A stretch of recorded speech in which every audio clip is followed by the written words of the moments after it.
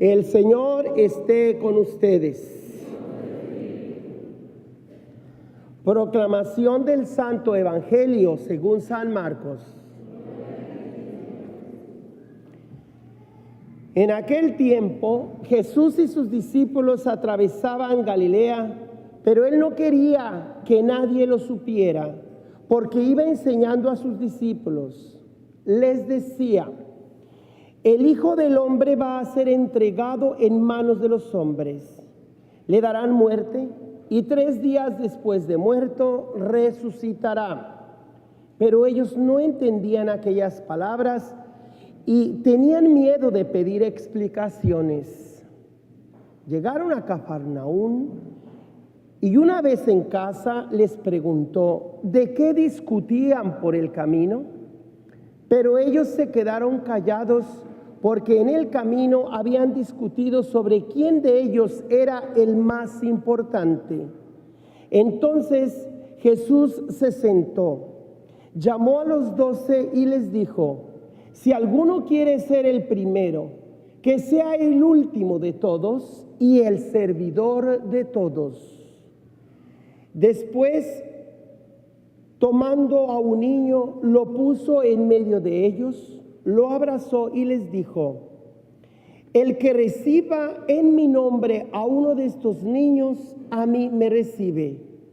Y el que a mí me reciba, no me recibe a mí, sino a aquel que me ha enviado. Palabra del Señor.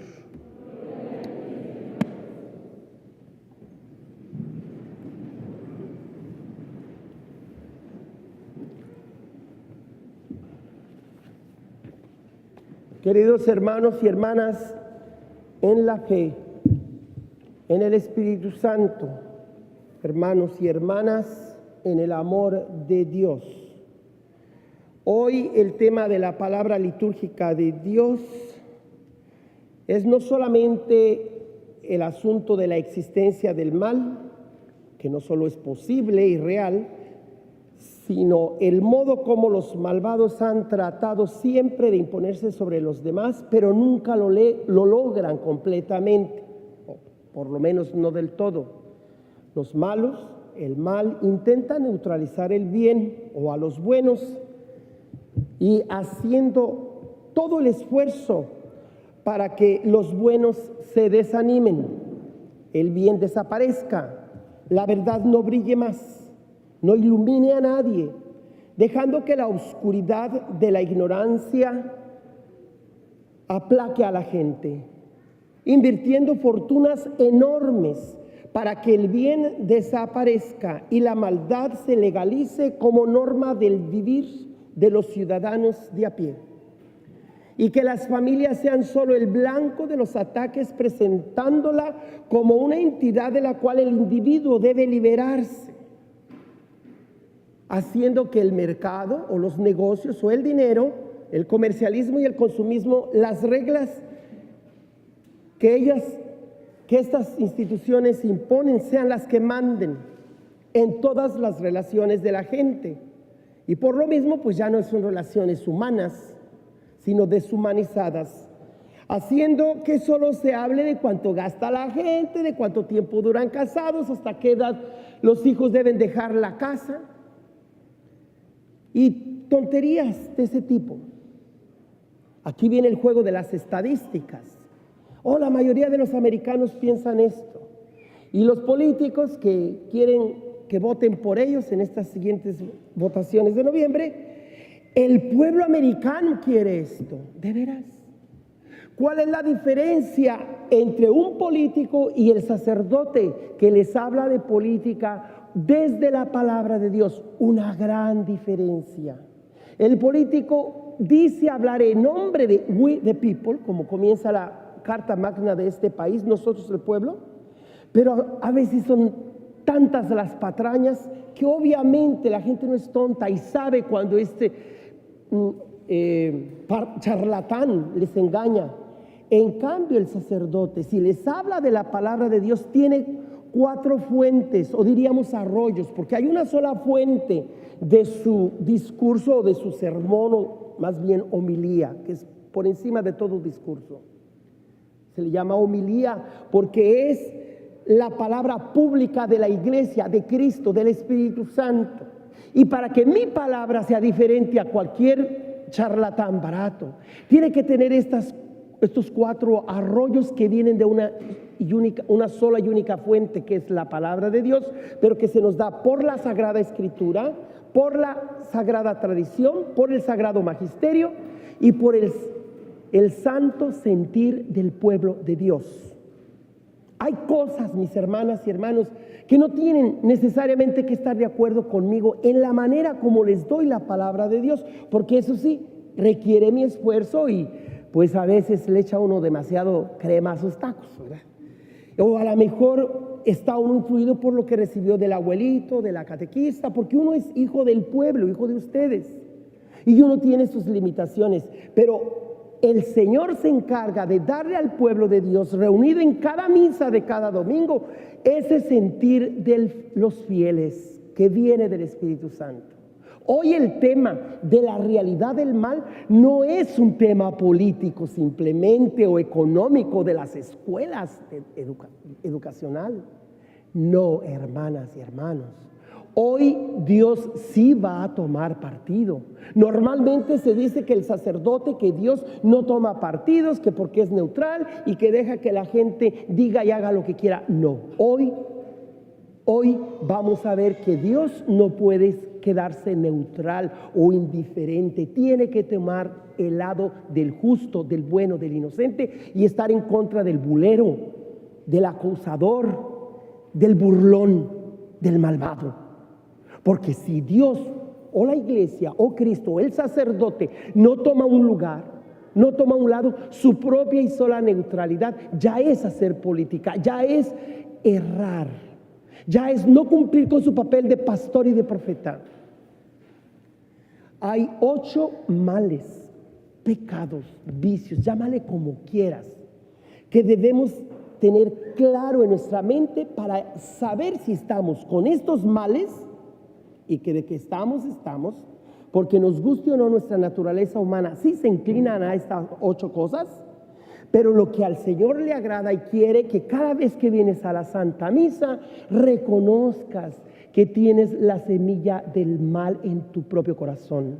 Y si hoy de una manera especial señalaré al presidente de la nación supuestamente más poderosa del mundo, pero que es la que más ha quedado vulnerable y abierta no a los terroristas externos, sino a los internos en la misma Casa Blanca o por el mismo propio presidente, que se ha propuesto destruir las instituciones de la civilización que años han costado a los fundadores de esta nación y a tantos héroes que le han dado vida a esta gran nación. Al yo señalar a una persona con un dedo, el índice, 3 dedos me están señalando a mí y yo lo reconozco. Quisiera mejor callarme y ser un sacerdote más diciendo, pues como quieran entenderle, si le entendieron bien y si no, adelante, vamos a terminar pronto la misa. No. Si se tienen que ir a otro lugar a la misa, bueno, ¿qué más quisiera? Aquí a nadie se le forza a venir, pero tampoco se le detiene a fuerzas. Pero sí hay una cosa muy importante que espero y le pido a Dios que yo no les falle, con mi palabra ni con un mal ejemplo. Porque 2 cosas no le agradan al Señor: un sacerdote pedófilo y un presidente mentiroso. Y eso no me lo voy a callar. Y si yo caigo en alguna de esas cosas, denúncieme, no como padre Joaquín, como un criminal, si es que lo soy. Mis hermanas y hermanos, estas 8 cosas que debemos aprender a denunciar con toda la fuerza de nuestros pulmones y nuestras gargantas. Primero, la carne. Segundo, el mundo. Tercero, el demonio. Cuarto, la lengua que no tiene hueso. Quinto, el abuso de poder. Sexto, la violencia, crimen, tortura y terrorismo, como si fuera una misma cosa. Número 6, fíjese. Por algo tiene el número 6, ¿verdad? Entonces es lo peor de lo peor. Número 7, la falsedad, mentira y distorsión de los hechos. Pero, primero que todo, en medio y al último, las pasiones desordenadas que hoy el libro de Santiago critica a todo lo que da. Prácticamente define los 7 pecados capitales en la segunda lectura del día de hoy. Pues se nos habla pues de cómo esas pasiones desordenadas que se convierten comenzando de un pensamiento perverso, luego un mal deseo o deseos impuros del corazón, los vicios psicosomáticos y adicciones en desórdenes tales que llevan a la distorsión de la realidad, a la manipulación de la verdad y a la cerrazón de la mente, esperando que los demás vean a fuerzas las cosas como el malvado busca justificar sus acciones malévolas, como se nos presentan hoy tantos ejemplos a nivel público y a nivel personal o privado. De todas las formas del mal, hoy enfatizaré la más perniciosa de todas las maldades, que es el abuso de poder o tentación diabólica. Luego ahondaré en el pecado de la carne, que es el mal que está en nosotros mismos y que podemos y debemos controlar. Y finalmente mencionaré el pecado del mundo o el mal típico de los que tienen delirios de grandeza, pero son unos miserables pobretones. Lo más pernicioso mental y emocionalmente, la tentación diabólica y la aceptación de hacerse colaboradores del mal e inclusive cómplices, o tan solo con callar cuando se debe gritar, alabar cuando se debe hablar, cuando se debe denunciar, pronunciarse o tomar partido por el bien y la verdad, la apertura y la compasión, cuando la ley y el dinero no bastan y tenemos que ir más allá de la ley, inclusive transgredir la ley si es necesario, con tal de dar verdadera protección a las minorías, a las personas desprotegidas, a quienes Jesucristo, la iglesia y toda conciencia que tiene sentido común le dan preferencia, como he venido predicando desde hace 15 días, la opción preferencial por los pobres, por los indefensos. Todos ellos claman que debemos pensar cómo rehacer la ética. La ética es la ciencia de la conducta humana. ¿Cuántas veces los científicos ignoran a Dios como diciendo Dios no es un tema de la ciencia? ¿Cuántas personas ignoran la sabiduría de papá y mamá, de los abuelitos? Y les enseñan a los muchachos que cuando entran al colegio deben hacer todo lo posible por ignorar a sus padres y a sus hermanos pequeños. Una vez que empiezan a ganar dinero, si los niños no se les inculcó de pequeños a ser agradecidos con Dios y con sus padres, llegan a grandes a tener ya sus casas, su dinero, sus entradas, y se olvidan del sacrificio que sus padres hicieron por ellos. Porque tienen la mentalidad, disculpen que lo diga, trampista. Y créanme que no es mi intención hacer ninguna política antes de las votaciones de noviembre, porque con o sin votaciones la palabra de Dios no cambia, siempre es la misma, pero hay que saber aplicarla, hay que saber tener la ciencia de una ética humanitaria cristiana verdaderamente. Una ética que no se fija solamente en qué dicta la ley, sino cómo esa ley debe aplicarse adecuadamente a las personas. Hay ciencias que no se les quiere reconocer. Raramente yo doy un ejemplo del mundo, como en esta de la revista Time, que habla de The Science of Families, la ciencia de las familias. Y yo aquí cada vez que vienen a la misa les hablo de la ciencia teológica, de la palabra de Dios.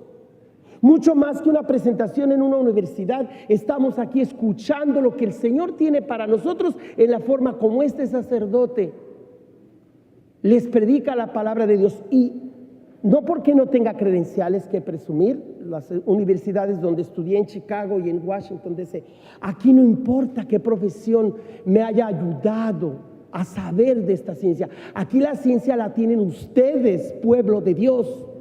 Mis hermanos y hermanas, ¿queremos ser grandes? ¿Quieren enseñarle grandeza a sus hijos? Enséñeles a lavar los trastes, enséñeles a hacer su cama, enséñeles a hacer su tarea, a ser limpiecitos. Así los estás enseñando a ser grandes, y que lo van a hacer, lo serán. Pero que así como son grandes en su profesión, sean grandes en el amor a Dios. Que no separen a Dios de las cosas de este mundo, van de la mano para que hagamos la diferencia. ¿Creen ustedes en Dios Padre Todopoderoso, Creador del cielo y de la tierra? ¿Y creen en Jesucristo, su único Hijo, que nació de la Virgen María, padeció por nosotros, murió, fue sepultado, resucitó, subió a los cielos, está sentado a la derecha del Padre y un día vendrá en su gloria? ¿Creen ustedes en el Espíritu Santo, en la Santa Iglesia Católica, en la comunión de los santos, en el perdón de los pecados, en la resurrección de nuestro cuerpo y la vida eterna? Felicidades, yo también creo.